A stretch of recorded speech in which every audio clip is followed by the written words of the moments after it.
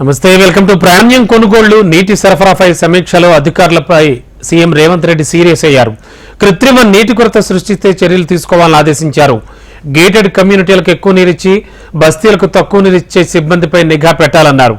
ధాన్యం కొనుగోళ్లలో తరుగు తీస్తే చర్యలు తప్పవన్నారు. ధాన్యం పక్కదారి పట్టించే మిల్లర్లపై నిఘా పెట్టాలన్నారు.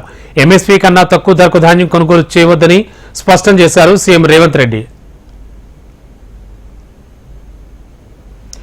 తెలంగాణ రాష్ట్రానికి ఏం చేసిందని బీజేపీ ఓట్లు అడుగుతోందని ప్రశ్నించారు మంత్రి పొన్నం ప్రభాకర్. విభజన హామీలు విస్మరించిన బీజేపీకి వ్యతిరేకంగా ఈ నెల 14న కరీంనగర్లో దీక్ష చేస్తామని చెప్పారు. జాతీయ కాంగ్రెస్ 5 గ్యారంటీలపై విమర్శలు చేస్తున్న బీజేపీ నేతలు 10 ఏళ్లలో రాష్ట్రానికి ఏం చేశారో చెప్పాలని ప్రశ్నించారు. రాముడు ఫోటో కాదు, నరేంద్ర మోడీ చేసిన పనులను ప్రజలకు చెప్పి ఓట్లు అడగాలని పొన్నం సవాల్ విసిరారు.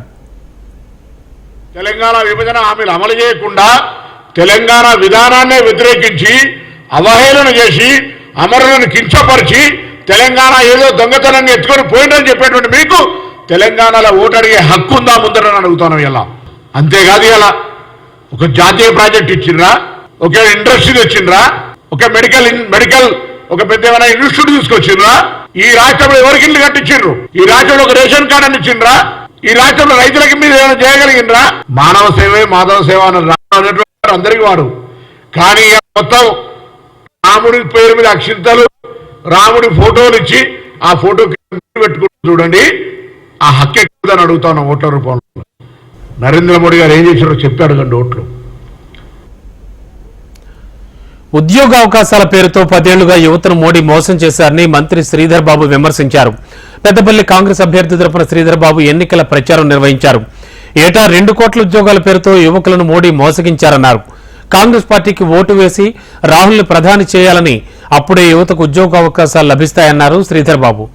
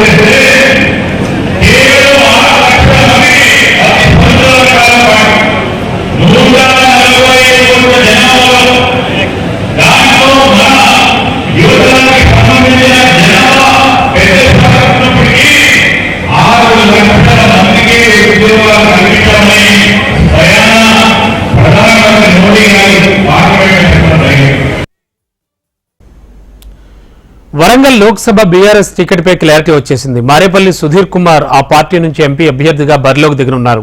వరంగల్ జిల్లా ముఖ్య నేతలతో చర్చల అనంతరం సుధీర్ కుమార్ పేరును గులాబీ అధినేత కేసీఆర్ అధికారికంగా ప్రకటించారు. మారేపల్లి సుధీర్ ప్రస్తుతం హన్మకొండ జడ్పీ చైర్మన్ గా ఉన్నారు. 2001 నుంచి తెలంగాణ ఉద్యమకారుడిగా పార్టీకి విధేయుడిగా ఉన్న సుధీర్ పేరును జిల్లా పార్టీ ముఖ్య నేతలు ఏకగ్రీవంగా ఆమోదించినట్లు సమాచారం. మొదట వరంగల్ లోక్సభ అభ్యర్థిగా కడియం శ్రీహరి కుమార్తె కడియం కావ్యను ప్రకటించారు. అయితే వాళ్ళిద్దరూ కాంగ్రెస్ లో చేరడంతో మళ్లీ అభ్యర్థి కోసం వరంగల్ నేతలతో కేసీఆర్ చర్చలు జరిపారు. ఈ క్రమంలోనే తాటికొండ రాజయ్యతో పాటు పలువురు పేర్లను పరిశీలించారు. సుదీర్ఘ చర్చల అనంతరం డాక్టర్ మారేపల్లి సుధీర్ కుమార్ పేరును అధికారికంగా ప్రకటించారు కేసీఆర్. అబద్దాలు చెప్పడంలో బీజేపీ బడేమియా అయితే కాంగ్రెస్ చోటేమియా అని విమర్శించారు మాజీ మంత్రి హరీష్ రావు. మెదక్ బీఆర్ఎస్ ఎంపీ అభ్యర్థి వెంకట్రామిరెడ్డి తరపున ప్రచారం నిర్వహించారు. 100 రోజుల్లో 6 గ్యారంటీలు అమలు చేస్తామని మాట తప్పారని హరీష్ రావు విమర్శించారు. రేవంత్ వద్ద సరుకు లేదని అందుకే లీకులు ఇస్తూ కాలం గడుపుతున్నారని మండిపడ్డారు. అసెంబ్లీ ఎన్నికల్లో కాంగ్రెస్ బీజేపీ ఒక్కటే అని ప్రచారం చేసి కాంగ్రెస్ గద్దెనెక్కిందని ఆక్షేపించారు. రేవంత్ రెడ్డి దగ్గర సరుకు లేదు, పని లేదు, అందుకే లీకులు, ఫేక్ వార్తలు. ఆనాడు అపోజిషన్ లో అదే పని చేసిండు. గవర్నమెంట్ వచ్చినాక కూడా ఇంకా మన మీద బురద చల్లుకుంటా, మన మీద అక్కసును వెళ్ళగక్కుంటా కాలం వెళ్ళబుచ్చుతున్నాడు తప్ప ప్రజలకు ఆయన చేస్తున్న పని అయితే ఏమీ లేదు. అయితే ఇక్కడ ఒక విషయం ఆలోచించాలి. ప్రజలకు కాంగ్రెస్ మీద కోపం వచ్చింది. అరే ఇది ఉత్తరే ఉన్నది, అయ్యో కేసీఆర్ని ఓడగొట్టుకున్నాము అనే విషయం ప్రజలకు అర్థమైంది. కానీ ఇది ఎంపీ ఎలక్షన్లలో కొంతమంది ఏమంటున్నారట, ఇక బీజేపీ అంటున్నారని తెలుస్తుంది అక్కడక్కడ. బాగా ఆలోచన చేయాలి. కాంగ్రెస్ మీద కోపం కొద్దీ బీజేపీ గిట్ట ఓటేస్తే పేనం మీదకెళ్ళి పోయిన పడ్డట్టు అవుతుంది. ఇంకా ఆగమైపోతుంది మన తెలంగాణ. ఇలా అబద్ధాలలో బీజేపీ బడేమియా అయితే కాంగ్రెస్ చోటేమియా, ఇద్దరు అబద్ధాలు పోటీ పడుతున్నారు. అందుకే ఇలా రేవంత్ రెడ్డి కూడా మొన్నటిదాకా ఏమన్నాడు, బీఆర్ఎస్ బీజేపీ ఒకటేని అసెంబ్లీ ఎలక్షన్లలో మన మీద బురద జల్లింటి. ఇప్పుడేమైంది, బడేమియా అంటుడు. రేవంత్ రెడ్డి మైక్ వీరుడు అంటూ విమర్శించారు మాజీ మంత్రి కేటీఆర్. మైక్ దొరికితే ఆయన మాటలకు అడ్డోతుపు ఉండదన్నారు. ఇబ్రహీంపట్నంలో భువనగిరి పార్లమెంట్ నియోజకవర్గ బీఆర్ఎస్ సన్నాహక సమావేశానికి కేటీఆర్ హాజరయ్యారు. లక్షల మందికి ఉపాధినిచ్చే ఫార్మాసిటీని రద్దు చేశారని ఆక్షేపించారు. ఫార్మాసిటీ కోసం అన్ని అనుమతులు తీసుకుంటే పరిశ్రమలకు భూములు కేటాయించలేకపోయారని విమర్శించారు. ఫార్మాసిటీ కోసం భూమి సేకరణ చేసినాయి. మొత్తం పంచభాక్ష పరమాణాలు కదా వడ్డించి పెట్టినట్టు వడ్డించిన ఇస్తరి వాళ్ళ ముంగడ పెట్టినాం. వాళ్ళకు తినుడు కూడా శాతం లేదు. కాంగ్రెస్ వాళ్ళు మొత్తం తయారు చేసి పెడితే అనుమతులన్నీ తీసి పెట్టినాం. మొత్తం టెండర్లు అన్ని చేసి పెట్టినాం. వాళ్ళు చేయవలసిందే ఒకటి కంపెనీలు కూడా తయారున్నాయి తీసుకుంటేందుకు. ఆ కంపెనీలకు జాగిచ్చి అక్కడ బ్రహ్మాండంగా లక్షల మందికి కొలువులు తెచ్చే ఒక కల్పతరువు లాంటి ప్రాజెక్టు ఫార్మాసిటీ. దాన్ని కూడా కనీసం నడుపుకునే తెలివి లేని సన్నాసులు ఈ కాంగ్రెస్ నాయకులు. ఎప్పుడొస్తుంది రియల్ ఎస్టేట్? అక్కడ కంపెనీలు వస్తే, అక్కడ ఫ్యాక్టరీలు వస్తే, పనిచేసే వాళ్ళు ఉంటే, దాని పక్కకు యూనివర్సిటీలు వస్తే, దాని పక్క కాలేజీలు వస్తే దాన్ని ఆనుకొని రియల్ ఎస్టేట్ కూడా ఊపందుకుంటది. అంతేగాని మనం పరిశ్రమల కోసం పెట్టిన భూములు, ఇప్పుడే అన్న చెప్తున్నాడు రామరెడ్డి అన్న మనం ఇక్కడ టీఎస్ఐసి కోసం ఇక్కడ తెచ్చిపెట్టిన భూములు కొన్ని, వాటిని కూడా ఇవాళ హెచ్ఎండిఏ వాళ్ళు లేఅవుట్ వేయాలని ఆలోచన చేస్తున్నారన్న ఇక్కడ అని చెప్తున్నాడు. ఎక్కడన్నా పరిశ్రమ వస్తే దాని పక్కకు రియల్ ఎస్టేట్ ఉప్పు వస్తుంది, కానీ కేవలం రియల్ ఎస్టేట్ అంటే దాంతో లాభం ఉండదు. ఆ అవగాహన కూడా ఇప్పుడున్న ప్రభుత్వానికి లేదు. కానీ మాటలు ఎన్ని చెప్తున్నారో ఒక్కసారి మీరు చూడండి. నేను ఉత్తగానే అంటలేను రేవంత్ రెడ్డి గారిని మైకు వీరుడు అని. తెలంగాణలో ధాన్యం కొనుగోళ్ల మార్కెట్ దళారుల చేతుల్లోకి వెళ్లిపోయిందని విమర్శించారు ఎమ్మెల్యే పల్లా రాజేశ్వర్ రెడ్డి. రైతులు పండించిన పంటకు గిట్టుబాటు ధర అందక అల్లాడిపోతూ ఉంటే ప్రభుత్వం కనీసం పట్టించుకోవడం లేదని ఆరోపించారు. దళారులు రాజ్యం వెళ్తుంటే మంత్రులు చోద్యం చూస్తున్నారా అని ప్రశ్నించారు పల్లా.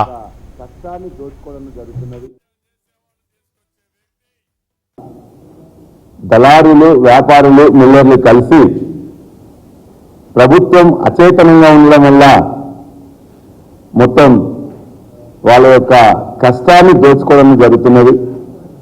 ఆరుగాలం కష్టపడ్డ రైతులు, అన్నదాతలు ఇవాళ పండించిన పంటకు బోనస్ వస్తుందని ఎదురు చూస్తుంటే బోనస్ సంగతి దేవుడికి కానీ గిట్టుబాటు ధర కంటే కూడా ఒక 700 రూపాయలు తక్కువ రావడం అనేది నిజంగా దురదృష్టకరం. ముఖ్యమంత్రి గారి యొక్క హుంకరించిన తర్వాత, వారు బెదిరించిన తర్వాత, అధికారులను ప్రశంసించిన తర్వాత, మీరందరూ కూడా రేటు ఎంఎస్పీ ఇవ్వాలని చెప్పిన తర్వాత వాళ్ళు ఇచ్చిన రేటు 30 రూపాయలు. ఉత్తమని ఎక్కడ ఉన్నారో అర్థం కావట్లేదు. సివిల్ సప్లైస్ మినిస్టర్ దాని గురించి మరి ఇంకా ఎప్పుడు అర్థం చేసుకుంటారో, కనీసం దీని మీద పర్యవేక్షణ చేస్తారో. ఒక్క కేంద్ర ఓపెనింగ్ కూడా ఇంతవరకు వాళ్ళు పోలే, ఎవరు మంత్రులు పోవట్లే. 500 రూపాయలు బోనస్ ఇస్తామన్న బట్టి విక్రమార్క ఎక్కడున్నాడో తెలియదు. కోమటిరెడ్డి వెంకటరెడ్డి గారికి మిల్లర్ల సంగతి బాగా తెలుసు. అంటే ఈ ప్రభుత్వం మీద విశ్వాసం లేదు, నమ్మకం లేదు. ఈ యొక్క రాజకీయ నాయకులు ఎవరైతే వాళ్ళ ఎమ్మెల్యేలు లేక ప్రభుత్వంలో ఉన్న రాజకీయ నాయకులు ఎవరైతే ఉన్నారో వాళ్ళ యొక్క పర్యవేక్షణ కానీ, వాళ్ళ యొక్క ఓదార్పు కానీ, వాళ్ళ యొక్క ఏది లేదు. కాబట్టి ఇవాళ వాళ్ళు అధికారులు ఇష్టం వచ్చినట్టు చేస్తున్నారు. ఇక బీజేపీ ఎంపీ లక్ష్మణ్ కాంగ్రెస్ ప్రభుత్వంపై హాట్ కామెంట్స్ చేశారు. కాంగ్రెస్ ప్రభుత్వం పడిపోతే తమ బాధ్యత కాదని, ఆ పార్టీ నేతల వల్లే ప్రభుత్వం పడిపోవచ్చని అన్నారు. రేవంత్ ను తాను సమర్థిస్తే పార్టీలో కొందరికి నచ్చడం లేదన్న విహెచ్ వ్యాఖ్యల వెనక అర్థం ఏంటని ప్రశ్నించారు. ఎన్నికలు దగ్గర పడుతున్న కొద్దీ రేవంత్ లో ఆందోళన మొదలైందన్న లక్ష్మణ్ హామీలు నెరవేర్చకపోవడంతో ప్రజల్లో కాంగ్రెస్ ప్రభుత్వంపై వ్యతిరేకత మొదలైందని తెలిపారు. అందుకే సానుభూతి వ్యాఖ్యలతో ప్రజల దృష్టి మళ్లించేందుకే కుట్రలు చేస్తున్నారని ఆరోపించారు. కాంగ్రెస్ నాయకుల్లో మరి ముఖ్యంగా ముఖ్యమంత్రి రేవంత్ రెడ్డి గారు కొత్త పనులు ఎత్తుకున్నారు. ఇవాళ ప్రజల దృష్టిని మళ్లించడానికి ఒక కొత్త నాటకం మొదలుపెట్టి ప్రజల సానుభూతి పొందడానికి తన పైన కుట్ర జరుగుతుందని, తనని దొంగ దెబ్బ తీయడానికి ప్రయత్నిస్తున్నారని చెప్పి కళ్ళబుల్లి మాటలు మాట్లాడుతున్నారు. ఎవరు మీ పార్టీలో కుట్రలు పడుతున్నారా, లేదా దొంగ దెబ్బ తీయడానికి మీ పార్టీలో ఏమైనా ముఠాలు గ్రూపులు కడుతున్నారా? ప్రజా వ్యతిరేకతను కప్పిపుచ్చుకునే ప్రయత్నంలో భాగంగానే ఈ యొక్క కుట్రపూరితమైనటువంటి ఈ యొక్క ప్రయత్నాలు ఖచ్చితంగా తెలంగాణ ప్రజలు వమ్ము చేస్తారని చెప్పి నేను విశ్వసిస్తాను. మరోవైపు వి హనుమంతరావు పార్టీలో చాలా సీనియర్ నాయకులు, ఆయన వ్యాఖ్యలు చూస్తూ ఉంటే మరి విచిత్రం అనిపిస్తా ఉన్నది. రేవంత్ రెడ్డి గారిని మీరు సమర్థించడము మా పార్టీ వాళ్ళకి నచ్చడం లేదంటున్నారు. అంటే మీ పార్టీ వాళ్ళు ఇవాళ రేవంత్ రెడ్డి గారి అయిష్టంగా కొనసాగిస్తారని చెప్పకనే చెప్పుతున్నారా? అందుకనే అనేక సందర్భాల్లో రేవంత్ రెడ్డి గారు చెప్తా ఉంటాం, మా ప్రభుత్వం కూలుస్తామంటున్నారు, మా ప్రభుత్వం కూలిపోతుందంటున్నారు అని మేము ఎన్నడూ చెప్పలేదు. అందుకనే మీ ప్రభుత్వం కొనసాగాలని కోరుకుంటున్నాం. కానీ మీ ప్రభుత్వం పడిపోతే, పడగొడితే దానికి మేము బాధ్యులం కాదు. మీరు పడగొట్టుకుంటే నిలిపడానికి మేము సిద్ధంగా లేవు. తెలంగాణలో బీఆర్ఎస్ ప్రభుత్వం మెడలు వంచింది తామే అన్నారు కరీంనగర్ బీజేపీ ఎంపీ బండి సంజయ్. వేములవాడ నియోజకవర్గంలోని సంఖ్యపల్లి వద్ద వరిధాన్యం కొనుగోలు కేంద్రాలను పరిశీలించిన ఆయన కాంగ్రెస్ ప్రభుత్వంపై ఫైర్ అయ్యారు. తాలు తరుగు పేరుతో కాంగ్రెస్ ప్రభుత్వం వడ్ల కొనుగోళ్లలో కోత విధిస్తోందని ఆరోపించారు బండి సంజయ్. 6 గ్యారంటీలను అమలు చేయకుండా కాంగ్రెస్ ప్రభుత్వం నిర్లక్ష్యం వహిస్తోందన్నారు. మహిళలకు ఇస్తామన్న 2,500 రూపాయలు ఏమయ్యాయని ఆయన ప్రశ్నించారు. రాష్ట్రంలో బీఆర్ఎస్ పార్టీ మెడలు వంచింది మేము, అధికారం చెలాయిస్తున్నది కాంగ్రెస్ పార్టీ. ప్రజలు ఆలోచిస్తున్నారు. ఇప్పుడు బాధపడుతున్నారు ప్రజలు. ఎందుకు కాంగ్రెస్ పార్టీకి ఓటేస్తాం రా అని బాధపడుతున్నారు. 100 రోజులు ఇచ్చిన హామీల గురించి ఈ నాయకులు ఎవరు మాట్లాడారు. 2,500 రూపాయలు ఎంతమంది అకౌంట్లో ఇచ్చినా అని చెప్పాలి ఆయన. 2,500 రూపాయలు మహిళల అకౌంట్లో ఇస్తున్నారు. కరీంనగర్ పార్లమెంట్ నియోజకవర్గంలో ఎంతమంది అకౌంట్లో పైసలు, మహిళల అకౌంట్లో పైసలు వేసారు? ఎంతమంది పేదల అకౌంట్లో 4,000 రూపాయలు ఆసరా పెన్షన్లు వేసారు? ఎంతమంది రైతుల అకౌంట్లో 15,000 రూపాయలు రైతు భరోసా వేసారు? ఎంతమంది కౌలు రైతుల అకౌంట్లో 10,000 రూపాయల భరోసా వేసారు? ఎంతమంది రైతు కూలకు 12,000 రూపాయలు ఇచ్చారు? ఎంతమంది రైతులకు 2 లక్షల రుణమాఫీ చేశారు? ఎంతమంది రైతులకు బోనస్ ఇచ్చారు? ఎన్ని కొనుగోలు కేంద్రాల్లో ఇలా తాళు తెరుగు లేకుండా కొనుగోలు ప్రారంభించారు? ఎంతమంది పేదలకు 5 లక్షల రూపాయలు ఇండ్లు జాగాలకు ఇచ్చారు? ఎంతమంది విద్యార్థులకు 5 లక్షల భరోసా కార్డులు ఇచ్చారు? ఈ కరీంనగర్ పార్లమెంట్ వర్గంలో ఈ 6 గ్యారెంటీలో ఇవి కూడా భాగమా కాదా? మీకు వెల్కమ్ బ్యాక్. చంద్రబాబు, పవన్, పురంధేశ్వరి అబద్దాలను బుర్రకథలుగా చెబుతున్నారని సీఎం జగన్ విమర్శించారు. మేమంతా సిద్ధం పేరుతో చేపట్టిన వైసీపీ బస్సు యాత్ర 13 రోజులు పూర్తి చేసుకుంది. పల్నాడు జిల్లా ఏటుకూరులో నిర్వహించిన సభలో జగన్ పాల్గొన్నారు. 58 నెలల్లో అనేక మార్పులు తీసుకొచ్చామన్నారు. ఈ ఎన్నికలు చంద్రబాబు మోసాలకు ప్రజలకు మధ్య జరుగుతున్న యుద్ధమని చెప్పుకొచ్చారు. ఈసారి జరగబోతా ఉన్న ఎన్నికలు ఈ కురుక్షేత్ర యుద్ధం చంద్రబాబు మోసాలకు ప్రజలకు మధ్య జరగబోతా ఉన్న యుద్ధం. ఇది కేవలం చంద్రబాబుకు జగన్ కు మధ్య జరుగుతా ఉన్న యుద్ధం కాదు. ఈ యుద్ధం ప్రజలకి చంద్రబాబు మోసాలకు మధ్య జరుగుతా ఉన్న యుద్ధం. ఇది ఇంటింటికి పెన్షన్ అందించిన ప్రభుత్వానికి, దాన్ని ఆపిన బాబు దుర్మార్గానికి మధ్య జరుగుతా ఉన్న యుద్ధం. ఇది వారి మోసాలకి మనకున్న విశ్వసనీయతకు మధ్య జరుగుతా ఉన్న యుద్ధం. ఈ అబద్ధాల బాబుకు 2 వంతలు. ఒకరు దత్తపుత్రుడు, మరొకరు ఆయన వదినమ్మ. ఈ ముగ్గురు కలిసి రోడ్ల మీద అబద్ధాలు బుర్రకథలతో చెప్పడం మొదలు పెట్టారు. బాబు మోసాల బుర్రకథను వారిద్దరూ కూడా తానా తందానా అంటూ ఈ మధ్య కాలంలో వాళ్ళందరూ కూడా రోడ్ల మీద కనిపిస్తా ఉన్నారు. సీఎం జగన్ నామినేషన్ కు ముహూర్తం ఖరారైంది. ఈ నెల 22న జగన్ తరపున అవినాష్ రెడ్డి ఒక సెట్ నామినేషన్ దాఖలు చేస్తారు. ఈ నెల 25న సీఎం జగన్ నామినేషన్ దాఖలు చేస్తారు. అలాగే ఈ నెల 24న జగన్ చేపట్టిన బస్సు యాత్ర ముగుస్తుంది. బస్సు యాత్ర ముగిసిన అనంతరం జగన్ శ్రీకాకుళం నుండి నేరుగా పులివెందులకు వెళతారు.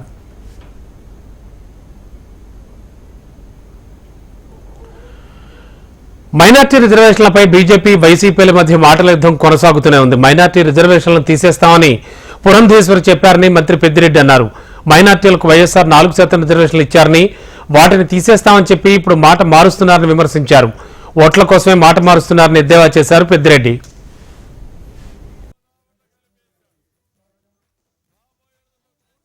మైనారిటీలో 4% రిజర్వేషన్ తీసేస్తాము, రాజశేఖర రెడ్డి గారు పెట్టింది అది. అని చెప్పి ఆమె చెప్పింది. ఆమె నోటితో మనం చూసాము పత్రికల్లో, టీవీలలో కూడా. మళ్ళా ఏదో స్టేట్మెంట్ ఇచ్చింది, నేను చెప్పలేదు అని. అంటే కేవలం మైనారిటీల ఓట్ల కోసం మళ్ళా మాట మార్చి చెప్తా ఉంది. మనసులో ఉన్న మాట ముందే చెప్పేసింది. మైనారిటీలో 4% రిజర్వేషన్ తీసేస్తాము. కూటమికి సమాజ శ్రేయస్సు కంటే సామాజిక ఇంట్రెస్ట్ ఎక్కువన్నారు మంత్రి బొత్స సత్యనారాయణ. కేంద్రంలోని బీజేపీ విశాఖ స్టీల్ ప్లాంట్ ప్రైవేటీకరణ చేస్తామంటే వ్యతిరేకించామన్నారు. ప్రధాని మోడీ పాల్గొన్న సభలోనే ప్రభుత్వ అభిప్రాయాన్ని చెప్పామన్నారు. స్టీల్ ప్లాంట్ కోసం త్యాగాలు, ధర్నాలు చేస్తున్నట్లుగా టీడీపీ బిల్డప్ ఇచ్చిందని ఆక్షేపించారు బొత్స. అది మనం ఎంతో పోరాటంతో సాధించుకున్నాం. విశాఖ ఉక్కు ఆంధ్రలో ఒక్కరిని మనం తెచ్చుకున్నాం. దాన్ని వచ్చి ఆ జాతీయ సంస్థని ప్రైవేటీకరణ చేయడానికి భారతీయ జనతా పార్టీ ఒక ప్రణాళిక చేసింది. రాష్ట్రంలో అధికారం మనం ఉన్నాం. మనం వచ్చి దాని మీద మన తాలూకు అభిప్రాయం చెప్పాం. చేయడానికి వీలు లేదు అని చెప్పాం. దానికి మేము వ్యతిరేకమని చెప్పాం. సాక్షాత్తు ప్రధానమంత్రి విశాఖపట్నం వచ్చినప్పుడే ముఖ్యమంత్రి గారు చెప్పారు. ఆయన వేదిక మీద నుంచే మా ఫీలింగ్స్ ని అర్థం చేసుకోండి అని చెప్పి టైం టు టైం మనం చెప్తున్నాం. రాజధాని విషయంలో వైసీపీ ప్రభుత్వం మూడు ముక్కలాట ఆడుతోందని టీడీపీ అధినేత చంద్రబాబు ధ్వజమెత్తారు. రోడ్లపై గుంతలు పూడ్చలేని సీఎం 3 రాజధానులు కడతారంటూ ప్రశ్నించారు. బాపట్ల జిల్లా వేమూరు నియోజకవర్గం కొల్లూరులో నిర్వహించిన ప్రజాగళం బహిరంగ సభలో ఆయన వైసీపీ సర్కార్పై విమర్శలు ఎక్కుపెట్టారు. ఓటు వేసిన వారిని కాటేసే రకం జగన్ అని విమర్శించారు. ఉపాధి కోసం హైదరాబాద్, బెంగళూరు, చెన్నై వెళ్తున్నారని, అమరావతి పూర్తయితే ఇక్కడే అందరికీ ఉపాధి దొరికేదన్నారు చంద్రబాబు. వచ్చాడు, ముందు చెప్పాడు నేను ఈ రాజధాని ఆమోదిస్తా అన్నాడు. కాదు, 3 రాజధానులని 3 ముక్కలాటాడి కడాన అసలు రాజధాని లేకుండా 10 సంవత్సరాలైనా మీ ఇల్లు ఏదంటే, మీ అడ్రస్ ఏదంటే ఆంధ్రప్రదేశ్ చెప్పుకోలేకుండా పోయామంటే మొండె ఉంది, తల మాత్రం లేదు. ఆ తల తీసివేసిన దుర్మార్గుడు జగన్మోహన్ రెడ్డి గెలిపిస్తారా అని మిమ్మల్ని అడుగుతున్నా. మీ పిల్లలు ఇక్కడే ఉద్యోగాలు చేసే అవకాశం వచ్చేది. ఎవరైనా పనులు కావాలంటే ఇక్కడే పోయి పనులు చేసుకునే అవకాశం వచ్చేది. మన యొక్క బాధ ఏంటంటే పాసి పనులు చేసుకోవాలన్నా, మట్టి పనులు చేసుకోవాలన్నా, ఆటో తోలాలన్నా హైదరాబాద్కి వెళ్ళాలి, బెంగళూరుకి వెళ్ళాలి, చెన్నైకి వెళ్ళాలి. ఇదేమి దౌర్భాగ్యం అని మిమ్మల్ని అడుగుతున్నా. చంద్రబాబు నివాసంలో ఎన్డీఏ నేతలు సమావేశమయ్యారు. సీట్ల మార్పుపై ప్రధానంగా చర్చించినట్లు తెలుస్తోంది. అనపర్తి, ఉండి స్థానాలపై స్పష్టత వచ్చే అవకాశం ఉంది. అనపర్తి స్థానం టీడీపీకి ఇవ్వాల్సి వస్తే ప్రత్యామ్నాయ ప్రతిపాదనలను బీజేపీకి సిద్ధం చేసినట్లుగా సమాచారం. తంబళ్లపల్లె, ఏలూరు లేదా రాజంపేట పార్లమెంట్ పరిధిలో ఏదైనా ఒక స్థానం బీజేపీ తీసుకునే అవకాశం ఉంది. ఇక క్షేత్రస్థాయిలో 3 పార్టీల మధ్య సమన్వయ లోపంపై కూడా చర్చించారు. 3 పార్టీల నేతల మధ్య సమన్వయ లోపం ఇబ్బందిగా మారుతోందనే అభిప్రాయం నేతల్లో నెలకొంది. వీలైనన్ని ఎక్కువ సభల్లో ఉమ్మడిగా 3 పార్టీల ముఖ్య నేతలు పాల్గొనేలా ఏర్పాట్లు చేయనున్నారు.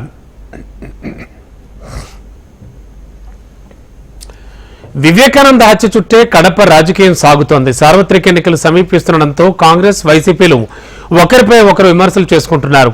కడప ఎంపీ అభ్యర్థిగా కాంగ్రెస్ నుంచి పోటీ చేస్తున్న వైఎస్ షర్మిల వివేక కుమార్తె సునీతారెడ్డితో కలిసి ప్రచారంలో పాల్గొన్నారు. ఒకవైపు ధర్మం, మరోవైపు అధర్మం ఉందని ఎటువైపు నిలబడతారో ఆలోచించుకోవాలన్నారు షర్మిల. అధికారం ఇస్తే హంతకులను కాపాడుతామన్నారని ఆక్షేపించారు. 5 ఏళ్లైనా హంతకులను పట్టుకోవడంలో విఫలమయ్యారని షర్మిల విమర్శించారు. ఒకవైపు రాజశేఖర రెడ్డి బిడ్డ ఉంది, ఇంకోవైపు హత్యలు చేసిన అవినాష్ రెడ్డి ఇంకోవైపు ఉన్నాడు. ఒకవైపు న్యాయం ఉంది, ఇంకోవైపు అధికారం ఉంది. ఒకవైపు ధర్మం ఉంది, ఇంకోవైపు డబ్బు ఉంది. మీరు ఏ వైపు నిలబడతారో రాజశేఖర రెడ్డి బిడ్డ మీకు ఎంపీగా కావాలో లేదో మీరే నిర్ణేతలు. నేను మాత్రం చూస్తూ ఈ అన్యాయాన్ని ఇలాగే కొనసాగడం తట్టుకోలేక ఈరోజు పోటీకి నిలబడ్డాను. 5 ఏళ్లైనా శిక్ష పడలేరు, ఇక ఎప్పుడు శిక్ష పడుతుంది? మీకు అధికారం ఇస్తే అధికారాన్ని వాడుకొని హంతకుల్ని కాపాడతారా? చైతన్యవంతమైన ప్రజాస్వామ్యం కోసం ప్రతి ఓటు ఎంతో కీలకమైందని రాష్ట్ర ఎన్నికల ప్రధానాధికారి ముఖేష్ కుమార్ మీనా అన్నారు. తిరుపతిలోని పద్మావతి విశ్వవిద్యాలయంలో ఓటు నమోదు, ఓటు హక్కు వినియోగంపై విద్యార్థులకు అవగాహన కార్యక్రమం నిర్వహించారు. అనంతరం ఈవీఎంలను భద్రపరిచే స్ట్రాంగ్ రూమ్లను సైతం పరిశీలించారు. రాష్ట్రంలో ప్రశాంత వాతావరణంలో ఎన్నికల నిర్వహణకు చర్యలు చేపట్టామన్నారు. Mukesh Kumar Meena.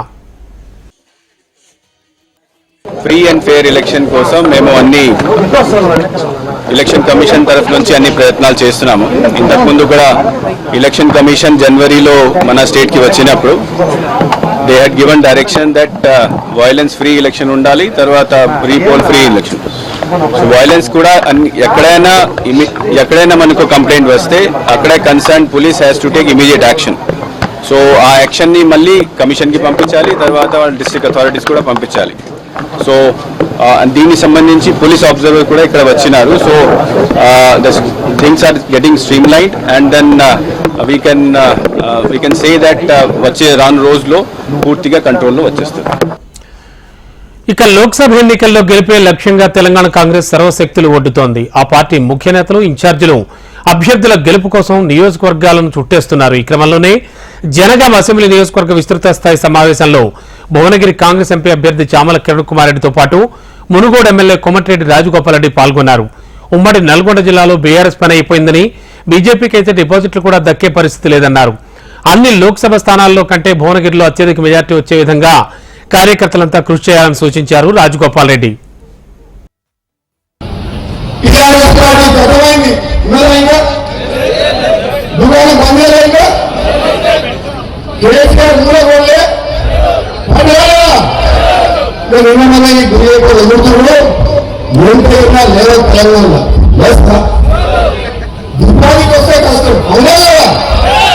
Congress party majority 17 parliament లో భువనగిరిలో హైయెస్ట్ కాకుండా ఉండాలా లేదా? గెలుచుడు కాదు, మెజారిటీ చూస్తే కేసీఆర్ కు బీజేపీ నాయకులకు మైండ్ బ్లాంక్ అయిపోవాలి. మెజారిటీ చూస్తే తప్ప ఇక్కడ ఆదివారం ఈ నెల 21వ తారీఖు నాడు రేవంత్ రెడ్డి గారు సోదరుడు కోమటిరెడ్డి వెంకటరెడ్డి గారు వస్తున్నారు. ఆ రోజు పెద్ద ఎత్తున నామినేషన్ కార్యక్రమం చేస్తున్నాం. తన రాజకీయ జీవితం తెరిచిన పుస్తకం అన్నారు కాంగ్రెస్ నేత కడియం శ్రీహరి. ఆరూరి రమేష్ ఓటమి భయంతోనే తనపై లేనిపోని ఆరోపణలు చేస్తున్నారని అన్నారు. పార్టీ మారినందుకు తాను డబ్బులు తీసుకున్నట్లుగా ఆరూరి చేస్తున్న ప్రచారాన్ని ఖండిస్తున్నట్లు తెలిపారు. బీఆర్ఎస్ నేతల నుంచి డబ్బులు తీసుకున్నట్లు ప్రచారం చేస్తున్నారని, తాను ₹1 కూడా తీసుకున్నట్లు నిరూపిస్తే వరంగల్ ఎంపీ అభ్యర్థిగా తన కుమార్తె కడియం కావ్య పోటీ నుంచి తప్పుకుంటారని సవాల్ చేశారు. పెట్టుబడి ఆ పనితీరుతోనే నిజాయితీగా రాజకీయాలు చేస్తూ వచ్చాను. నిన్న అరుణ్ రమేష్ గారు మాట్లాడుతూ నేను ఆయన గొంతుపోటు కూర్చొని ఒక మాట మాట్లాడాను. నాకు అది చాలా ఆశ్చర్యం కలిగిస్తుంది. ప్రజలకు నీ మీద నీ వ్యవహార శైలి పైన నినాడు డిస్టెన్స్ కట్టుకొని నువ్వు వివరించిన తీరు పైన వ్యవహారాల చుట్టూ నువ్వు చేసిన భూకబ్జాలను చూసి భయపడిపోయి బీఆర్ఎస్ ఎమ్మెల్సీ కవితకు Rouse revenue court CBI custody విధించింది. 5 రోజుల పాటు కవితను కస్టడీకి ఇవ్వాలని కోరుతూ సీబీఐ దాఖలు చేసిన పిటిషన్పై విచారణ జరిపిన కోర్టు 3 రోజుల పాటు కస్టడీకి అనుమతినిచ్చింది. ఈ నెల 15న ఉదయం 10 గంటలకు తిరిగి కోర్టులో హాజరుపరచాలని ఆదేశించింది. ప్రతిరోజు సాయంత్రం 6 నుంచి 7 గంటల మధ్య న్యాయవాదులు, కుటుంబ సభ్యులను కలిసేందుకు కోర్టు అనుమతిచ్చింది.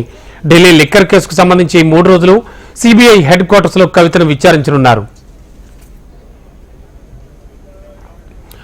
తెలుగు రాష్ట్రాల్లో నీటి ఎద్దడి తీర్చేందుకు కృష్ణా రివర్ మేనేజ్మెంట్ బోర్డు కీలక నిర్ణయం తీసుకుంది. 2 రాష్ట్రాల అవసరాల దృష్ట్యా సాగర్లోని 14 టీఎంసీల నీటిని వాడుకోవాలని సూచించింది. నీటి కేటాయింపులపై జలసౌధలో ఏపీ, తెలంగాణ ఇంజనీరింగ్ చీఫ్లతో సమావేశమైన త్రిసభ్య కమిటీ ఏపీకి 5.5 టీఎంసీలు, తెలంగాణకు 8.5 టీఎంసీలు నీటిని కేటాయిస్తూ నిర్ణయం తీసుకుంది. మే నెలలో త్రిసభ్య కమిటీ మరోసారి సమావేశం అవుతుంది. అందరి డ్రింకింగ్ అవసరాలు, తాగునీటి అవసరాలు, ఎందుకంటే చాలా డ్రాట్ కండిషన్స్ ప్రివైల్ అవుతున్నాయి. మన ఆంధ్రాలో అయితేనా చాలా చోట్ల పలు జనావాసాలకు నీరుని కూడా ట్రాన్స్పోర్ట్ చేయాల్సిన అవసరం వస్తుంది వికసం పెట్టి. అటువంటి పరిస్థితిలో ఉన్న నీటిని చాలా క్రమ పద్ధతిలో జ్యుడిషియస్గా వాడుకోవడానికి ఎంతవరకు ఎవరు వాడుకోవాలనే విషయమై కూలంకషంగా చర్చించడం జరిగింది. అంతా చర్చించిన తర్వాత ఉన్న నీటిలో 5.5 టీఎంసీ ఆంధ్రప్రదేశ్కు ఎన్ఎస్పీ ఆర్ఎంసీ ద్వారా వాడుకోవడానికి కోసం డెసిషన్ తీసుకోవడం జరిగింది. మళ్ళీ తర్వాత ఉన్న పొజిషన్ ప్రకారము మేలో మరొకసారి కూర్చొని అప్పటి యొక్క పరిస్థితులు, తాజా పరిస్థితులు అంచనా వేసి అప్పుడు ఉన్న మిగిలిన వాటర్ కూడా ఎవరెవరికి ఎలా వాడుకోవచ్చునో కూడా నిర్ణయం తీసుకోవడానికి కానీ రాజ్యాంగాన్ని అవమానించే కాంగ్రెస్ పట్ల అప్రమత్తంగా ఉండాల్సిన అవసరం ఉందని ప్రధాని నరేంద్ర మోడీ అన్నారు. రాజస్థాన్లో నిర్వహించిన ఎన్నికల ప్రచారంలో మోడీ పాల్గొన్నారు. ఇండియా కూటమిపై మోడీ విమర్శలు గుప్పించారు. రామనవమి రోజున హిందువులపై రాళ్లు వేసేవారికి మద్దతుగా నిలిచేవారిని రాజస్థాన్ నుంచి తరిమి కొట్టాలని పిలుపునిచ్చారు ఆయన.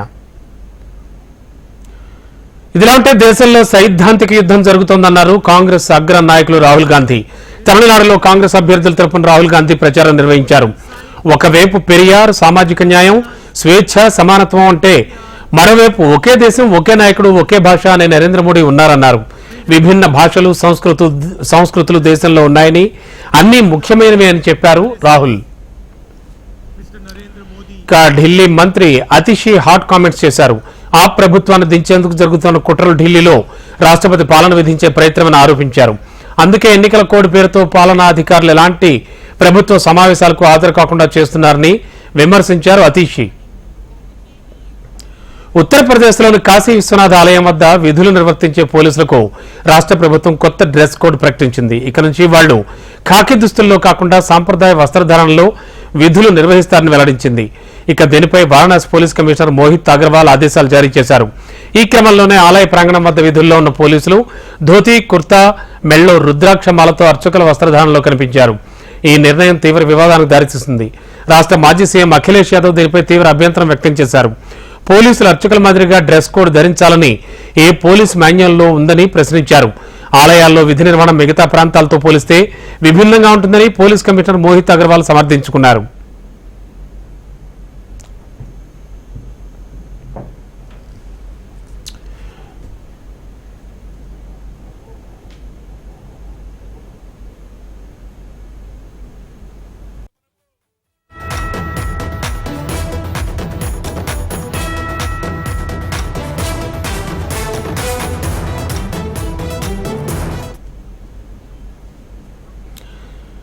ఇరాన్, ఇజ్రాయెల్ దేశాలకు వెళ్లవద్దని భారతీయులకు విదేశీ వ్యవహారాల మంత్రిత్వ శాఖ సూచించింది. ఈ మేరకు ఒక అడ్వైజరీ కూడా జారీ చేసింది. రానున్న 48 గంటల్లో ఇజ్రాయెల్పై ఇరాన్ ఏ క్షణాన్నైనా దాడి చేయవచ్చని ప్రచారం జరుగుతున్న తరుణంలో భారత్ తన పౌరులను అలర్ట్ చేసింది.